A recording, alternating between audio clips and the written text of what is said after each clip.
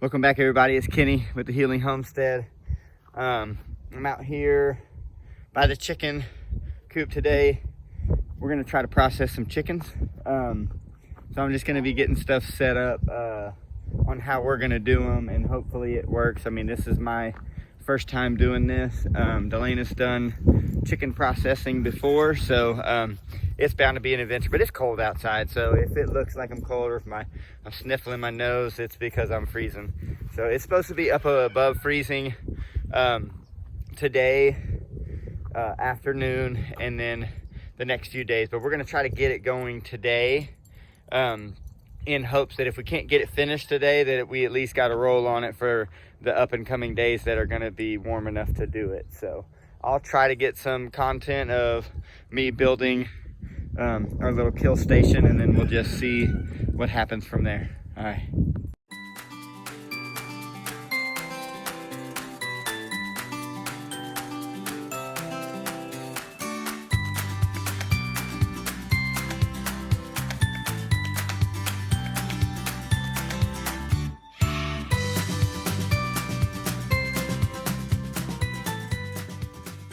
All right, well, I just got through setting up our little station.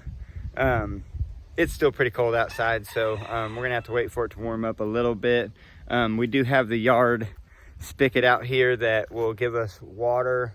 We just don't want to put water into anything and then have it freeze on us. So around noon, it's gonna be up above freezing, so that's gonna be our goal to try to do it. But I'm gonna run you guys through the little stations that I have set up and just what I did. So I'm gonna flip the camera around so you guys can see what I'm talking about. Okay, so here I just have my sawhorses that I've been using for other projects. I just attached some 2x4s onto here just to have a base, which is good for cutting and just other flat support. And then I just took these 2x6s, attached them with some screws to that wood, made it wide enough for these cones to sit in. And you guys can see that I cut off the tips of the cones down to where we got about 3 or 4 inches. And what we're hoping is that these chickens aren't too fat. Because I mean, honestly, I picked these cones up from work driving down the road, and picked them up and brought them home and figured we could make them work. And I can always cut more off, but it's more about just are we going to be able to fit them in there, get their heads down, and then dispatch them. But then it's going to drip down into the buckets. From there, I got to go down to the barn and get a propane tank, because here is our burner table. And we're just going to get a pot of water boiling. We'll have a bucket of water here or something just to dunk them in once they get done bleeding out. And we'll dunk them in the cold water, which will be somewhere there. Then we'll put them in the water that we're gonna hopefully have up to 145-ish is what I've been watching and understanding. And then we have the chicken plucker. We've never used this. It's a yard bird. It seems pretty self-explanatory. It's got an electric plug-in. You just kind of plug it in, and then on off. It's gonna shoot the feathers out there. And then I'm pretty sure you just kind of dump the chicken in there. It spins it around and does that part. And then we'll pull it out, and we'll have the innards coming out over here. So if everything works out well, I mean, we just kind of got this set up in the drive. We'll be able to do it in this little unicircle right here on the gravel driveway. And then if we have anything left over on the ground, we're not really too worried about it. If raccoons or possums come up and get it, or our barn cats, you know, whatever. But we're not far from the house. I mean, can't really see it with our friend's campers in the way. It's there though. That's just a big camper. But yeah, then we're over here close by the chickens too, so that it's not going to be a hard to go fetch 1 or 2 or 3, just depending on how this goes. So we'll see what happens here in a little bit. I'm gonna walk down to the barn, go get a propane tank and get that hooked up, and then we'll catch up with you guys in just a little bit. All right, well, change of plans for today. I guess Delana didn't realize that I had planned on processing chickens today. We had it in our calendar, so I thought we all had. But she accidentally, just off a routine, fed the chickens, which is a no-no when you're going to be processing them. I guess you got to give them like a 24-hour period where you don't feed them. It's just a little bit better on processing them and then freezing them. So we're going to wait till this weekend and we'll pick back up on this video then. All right, back at it again. This is going to be our chicken processing day. It's going to be above freezing for 5 or 6 hours today. I don't know. It's pretty cold this morning, but it's supposed to be up around like 38, 40, something like that today. So we're going to try to get stuff set up again. We're going to be doing it in the same area. I got the kill cones here. And then we'll set up the table there, and I got to get all of the chicken equipment out of the little shed there, and then we'll start rocking and rolling. We'll catch up with you guys when we get going.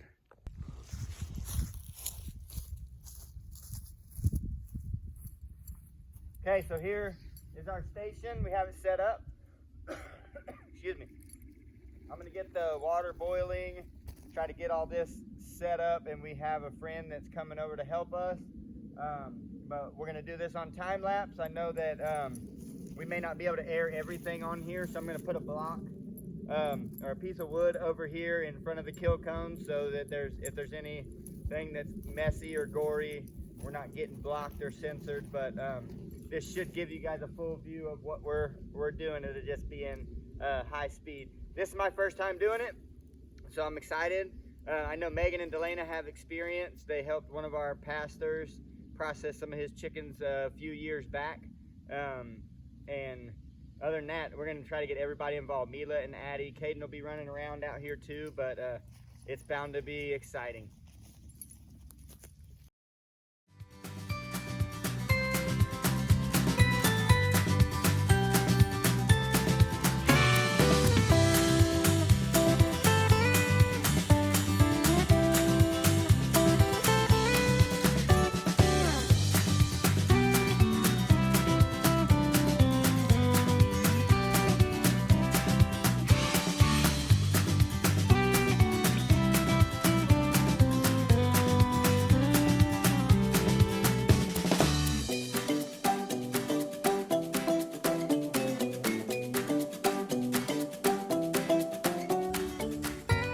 Doing? We're in flower pots for hats.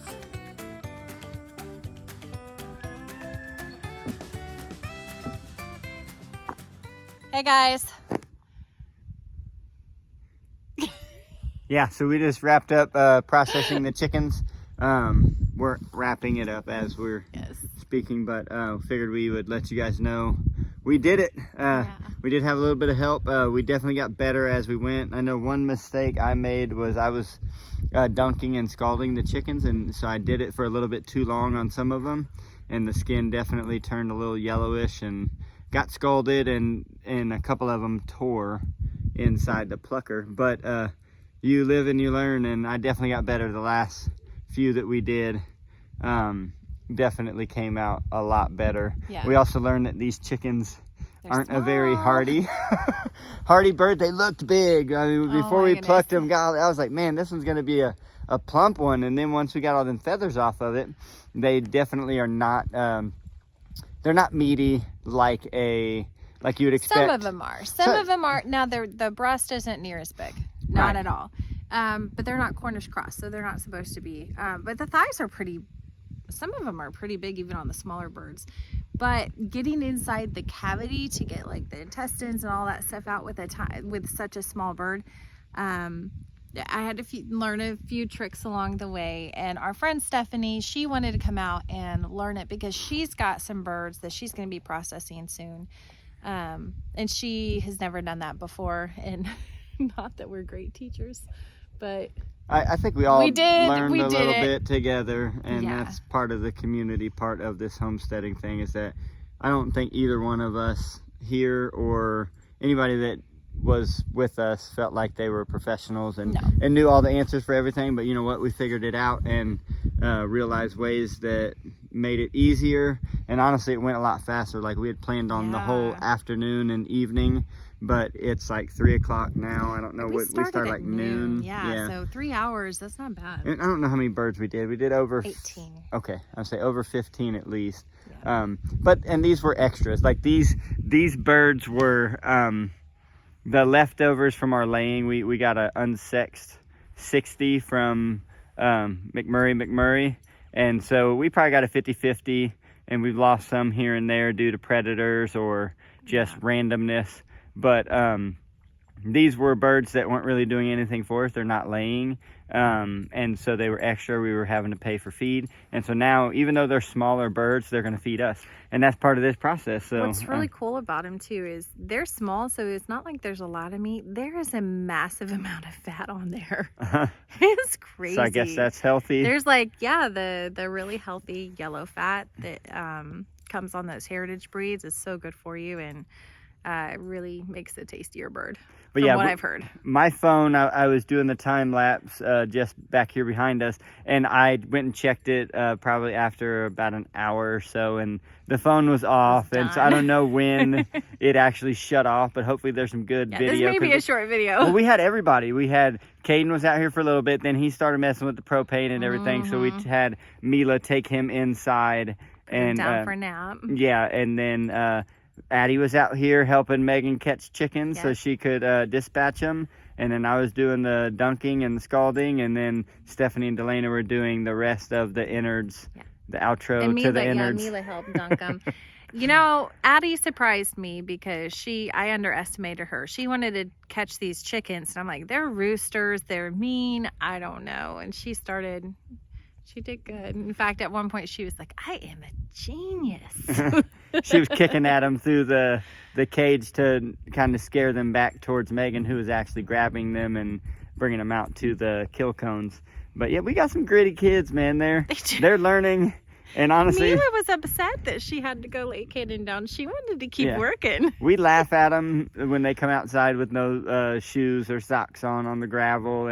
But honestly, they are building a resiliency to the sensitivities that we may find ourselves getting comfortable with in America. You know, honestly, so there's in this process here, it's like, man, if you eat chicken nuggets and you've never thought about where they come from, maybe you need to experience something like this, because it gives you a new appreciation to where our food comes from, and then the hard work that's behind it, and honestly having our hands in it makes it even better. I know that when we make these chickens, we're not going to look at them and be like, man, this is the biggest chicken that I've ever had. But you know what? This is a chicken that we've invested our time, our money, and we're getting the reward of it. Yeah.